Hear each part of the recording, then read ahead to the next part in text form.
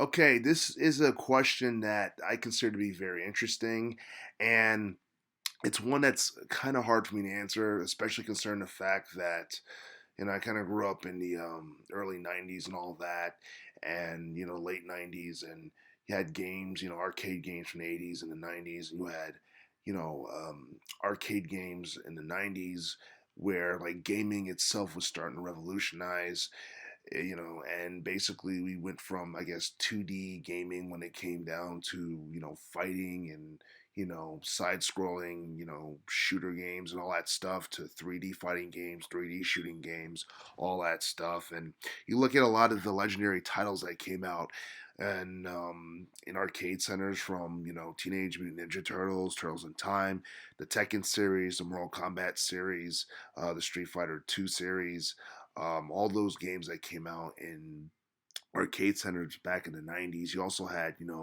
big crossover games such as Marvel vs. Capcom 1 and 2. I believe Marvel vs. Capcom 2 came out in 2000, but you had Marvel vs. Capcom. You had all kinds of like big fighting games that was in arcade centers, and the arcade era gaming was one that allowed people to basically go out and socialize to some extent while playing video games. I think that still takes place to some extent because there are still places that has arcade machines and all that stuff where you can hang out and and talk to others and socialize and all that stuff. And some people kind of just like it, the whole coin based operated machine with being able to kind of enjoy social life at the same time. And this is mainly, I guess, the mid to late '80s and all of the '90s. And this started to die out during the early 2000s. And from the early 2000s to present is basically, what I like to call the online era of gaming, because that's when arcade machines and arcade centers and all that stuff, it seemed like that stuff was starting to kind of fall out of style. And the whole online gaming concept was one that became very big, especially from the mid 2000s onwards. I believe Xbox Live has been around since, the early to mid 2000s. We had the PlayStation Network, which really got popular from the mid 2000s onward. And basically, with online gaming, it allows you to play all kinds of games, both, present and retro, depending on, what online subscription you're on, and what kind of plan you have or what kind of membership you have for either Xbox Live or the PlayStation Network. Also, from the mid to late 2000s, the shooter genre of gaming really began to become more mainstream, and we saw the emergence of games like Halo, the Call of Duty series. We had Gears of War 1 and 2, 3, and then basically with like, shooters and all that stuff, multiplayer online shooter games became very popular. And it got to a point where it seemed like that is more convenient as it pertains to gaming. And it's something that seems to have, I guess, caught on and has remained popular throughout the teens decade. And as far as online gaming is concerned, I remember back in the, I guess, the late 2000s, early teens, more of the early teens, we saw games such as Terra, Star Wars, The Old Republic, Final Fantasy 14 Online, which were all big MMORPG titles back in the early teens. I would say like 2010 up until like 2013 was like a really good time for MMORPGs in general. And I guess it started to decline in popularity eventually. I mean, some people still like that. I mean, but as far as which era of gaming is better, it really depends on who you ask. There are some people who grew up in the era of Super Nintendo, Sega Genesis, N64, PlayStation, all that stuff.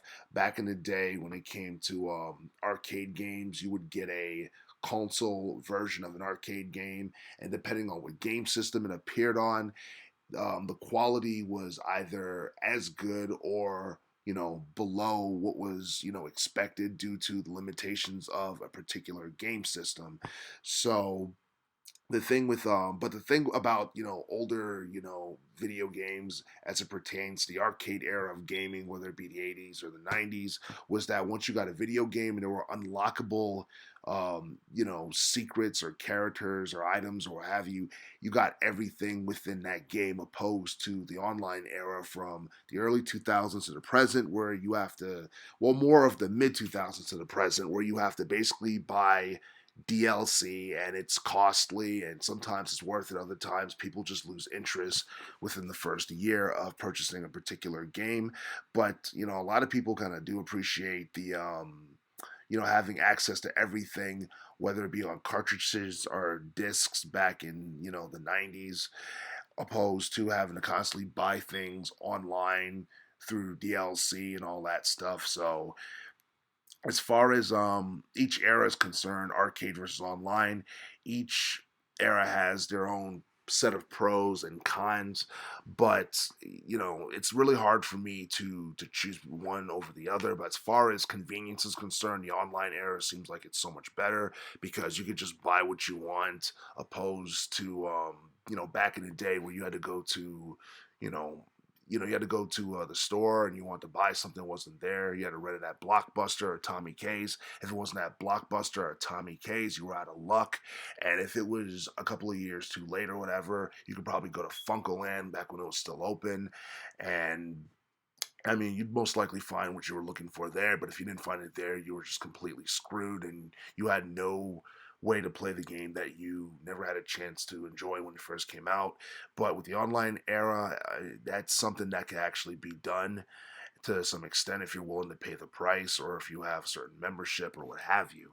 So, as far as the golden era of gaming is concerned, a lot of people would say some of the most iconic games came from the 80s and the 90s, from, Super Mario Brothers to, Mortal Kombat to Street Fighter and all that stuff. And it's, you also had, I guess, Metal Gear Solid also started in 1998, if I'm not mistaken. A lot of games from that, from the 80s and the 90s, it seemed like they became very popular today. And as far as the the early to mid 2000s to present, you have a lot of shooters that became very popular, a lot of action RPGs that are very popular nowadays. The landscape of gaming has changed dramatically. We have better visuals, better graphics, better storytelling when it comes to certain games that are of action adventure or the action RPG genre. So I would say that gaming has definitely been evolving, and has continued to evolve throughout the past 3 decades. And this might be somewhat of an unpopular opinion, but the I feel like the online era from the 2000s to the present is the best, especially considering the fact that in the early 2000s you got arcade games, or classics for the SNES or Neo Geo or what have you that you may have missed. You got them in a bundle for the PlayStation 2. It seemed like damn near everything was available for the PlayStation 2 back in the early to mid 2000s, and because of that, you could basically play arcade quality games on the PS2. That was something that wasn't possible on the PS1. It was possible to the Sega on the Sega Dreamcast and the Sega Saturn, but to be fair, the Sega Dreamcast didn't sell as much, and the Sega Saturn was not quite as popular as its competitors in the N64 or the PS1. So, the 2000s and the present seem like it's been like the best era of gaming, especially considering the fact that gaming is continuing to evolve, especially with, the whole concept of virtual reality. I know that's something that recently started a couple of years ago, but it's probably going to, get more popular over time. And, who knows what else we may see in this era of gaming, because it seems like, um, gaming just continues to evolve, and it seems like it's going to continue to get better. And not only that, with older games such as the Mortal Kombat series and the Street Fighter series, it seemed like, as far as visuals and storytelling and basically taking things to a new level, that's something that I guess that we have seen throughout the past decade, and it's something that a lot of people are very excited to see. So, as far as which of the eras do I prefer, I would say the online era from the mid 2000s to the present.